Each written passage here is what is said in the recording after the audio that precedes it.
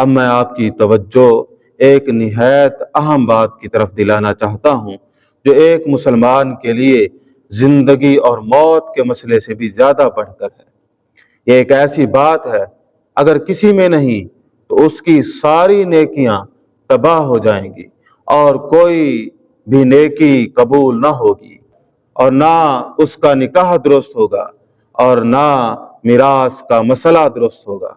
بھلا وہ اتنی اہم ترین بات ہے کیا؟ وہ مسئلہ ایمان ہے، یعنی کلمہ لا الہ الا اللہ محمد الرسول اللہ کی صحیح معرفت حاصل کرنا ہے، جس کے بغیر سب کچھ دھرا کا دھرا رہ جائے گا اور وہ دھر لیا جائے گا۔ یہ میں نہیں کہہ رہا، بلکہ ہمارے ائمہ کرام بھی یہی فرماتے ہیں۔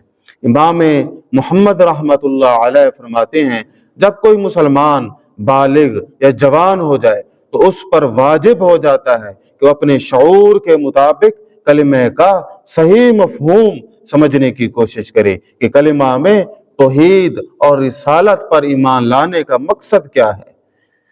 ایمان کا مطلب ہے تصدیق کرنا، یقین کرنا، اور بھلا جس بات کا علم نہ ہو اس پر یقین کیسے کیا جا سکتا ہے؟ اسی لیے امام ابو منصور ماتوریدی فرماتے ہیں، الصبی العاقل یجب علیہ معرفت اللہ سبحانہ وتعالی وهو قول کثیر من مشائخ العراق۔ ہر باشعور بچے پر اللہ تعالیٰ کی معرفت فرض ہے، واجب ہے، ضروری ہے اور لازم ہے۔ عراق کے اکثر ائمہ کا بھی یہی قول ہے۔ اس سے معلوم ہوا کہ والدین پر فرض ہے کہ وہ اپنی اولاد جب وہ بچے باشعور ہو جائیں تو سب سے پہلے انہیں کلمے کا صحیح تلفظ اور اس کا اجمالی مفہوم یاد کریں۔ بعض والدین بچے کو صرف لا الہ لا الہ لا الہ پڑھاتے ہیں۔ بھئی اس کو کوئی مطلب نہیں، مطلب ہی غلط۔ لا الہ کا معنی ہے کوئی الہ نہیں، کوئی الہ نہیں، بلکہ اس طرح پڑھائیں کہ لا الہ الا اللہ، لا الہ الا اللہ، یعنی اللہ تعالیٰ کے سوا کوئی الہ نہیں۔ ساتھ ساتھ اس کی تعلیم بھی دیں تاکہ جب بچہ بالغ ہو جائے اور جو بھی عمل کرے تصحیح عقیدہ کی وجہ سے اس کا ہر عمل مقبول ہوتا رہے اور شادی کے وقت اس کا نکاح بھی صحیح ہو جائے۔ ہمارے ہاں ہمارے معاشرے میں علماء حضرات جب کسی کا نکاح ہونے لگتا ہے تو 6 کلمے پڑھا دیتے ہیں۔ زبانی کلمہ پڑھنے کا کوئی فائدہ نہیں جب تک کوئی اس کی معرفت حاصل نہ کرتا ہو۔ تو صرف زبانی کلمہ کافی ہے؟ نہیں میرے بھائیوں، یعنی اگر مرتے وقت کلمہ شہادت کے الفاظ زبانی پڑھ لیے جائیں تو اس کا خاتمہ ایمان پر ہوتا ہے۔ ایسا ہرگز نہیں جب تک کلمے کا صحیح مفہوم نہ سمجھے۔ صرف زبان سے اگر 1000 بار بھی یہ کلمہ پڑھ لے تو اس کا خاتمہ ایمان پر نہ ہوگا۔ ملا علی قاری رحمت اللہ علیہ فرماتے ہیں، ان حقیقت الایمان لیست مجردۃ کلمۃ الشہادۃ علی ما زعمت الکرامیہ۔ توحید اور رسالت کی گواہی مطلقاً زبانی پڑھنے پر موقوف نہیں، بلکہ ایمان کی صحت اس کے صحیح مفہوم پر رکھی گئی ہے۔ مجرد زبانی کلمہ کا عقیدہ کرامیہ جیسے باطل فرقوں کی اختراع ہے۔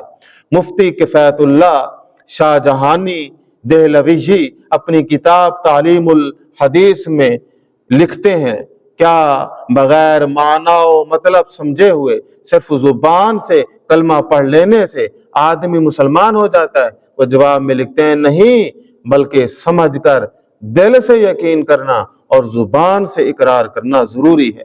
اسی طرح جناب علامہ ابو الخیر اسدی رحمت اللہ علیہ اپنی کتاب بالغ مسلمان پر کلمہ کی فرضیت میں ایک نہایت اہم موضوع کی وضاحت فرماتے ہوئے لکھتے ہیں، اگر کسی مسلمان سے پوچھے جائے کہ ایمان کیا ہے تو وہ جواب دے کہ نہیں مجھے معلوم، مجھے پتہ ہی نہیں ہے، تو وہ محدث ملا علی قاری رحمت اللہ علیہ کا قول نقل کرتے ہیں کہ من قیل لہ اتعرف التوحید فقال لا مریدا بالنفی توحید اللہ کفر۔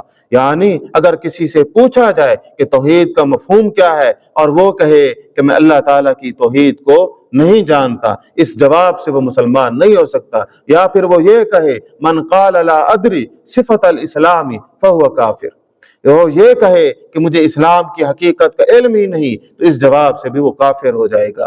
اور شمس الائمہ الحلوانی رحمۃ اللہ علیہ فرماتے ہیں فہذا الرجل لا دین لہ ولا صلاۃ ولا صیام ولا طاعۃ ولا نکاح، یعنی اگر آدمی کے اس کفر کی وجہ سے کہ اس کے بعد اس کا اسلام باقی نہیں رہتا، اور اس کی نماز، روزہ اور اس کی کوئی نیکی قبول نہیں ہوتی، اگر وہ شادی شدہ ہے تو اس کا نکاح بھی برقرار نہیں رہ سکتا، اور اسی طرح اس کی اولاد بھی اگر ہے تو اس کا صحیح نسب تصور نہ کیا جائے گا۔ کیا کلمے کی جہالت کی وجہ سے نکاح پر بھی اثر پڑتا ہے؟ تو عزیز سامعین کرام، ائمہ کرام فرماتے ہیں اگر کسی لڑکے کا صغر سنی میں یعنی چھوٹی عمر میں نکاح ہو جائے اور جب وہ بالغ ہو اور اسے کلمے کی صحیح مفہوم کا پتہ نہ ہو، اس کی صحیح معرفت سے وہ ناواقف ہے، تو اس کا نکاح باطل ہو جاتا ہے۔ اس سے معلوم ہوا جس طرح کلمے کا صحیح مفہوم نہ جاننے کی وجہ سے بالغ لڑکی کا نکاح باطل ہو سکتا ہے، تو جو مسلمان اپنی پوری زندگی میں نہ تو کلمہ کا مفہوم جانتا ہو اور نہ اسلام کے بنیادی شرائع سے واقف ہو، تو اسے ہم سید، قریشی یا مغل تو کہہ سکتے ہیں، مگر اسے ہم صحیح مسلمان تصور نہیں کر سکتے۔ جس طرح اسے آخرت میں شدید مواخذہ ہوگا، اسی طرح اسے زندگی میں بھی اس کی اولاد کا نسبی صحت اور میراث کی صحیح تقسیم بھی مشکوک ہو جائے گی۔ اسی طرح یہ بھی یاد رکھیں کہ عقیدہ میں جہالت اور لا علمی کا عذر بھی قبول نہیں ہے۔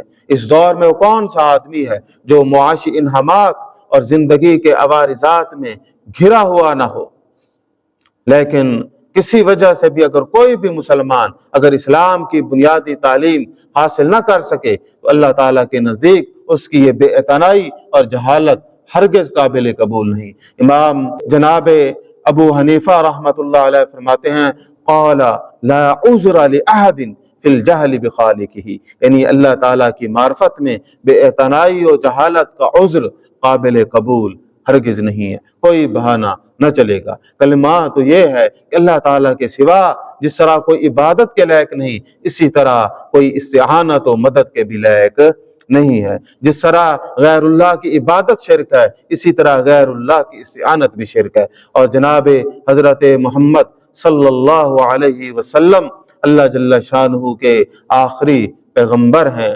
اسلام کی جن ضروری باتوں پر آپ صلی اللہ علیہ وسلم نے عمل کر کے ہمارے سامنے پیش کیا ہے، ان کا اتباع کرنا بھی لازم و ملزوم ہے۔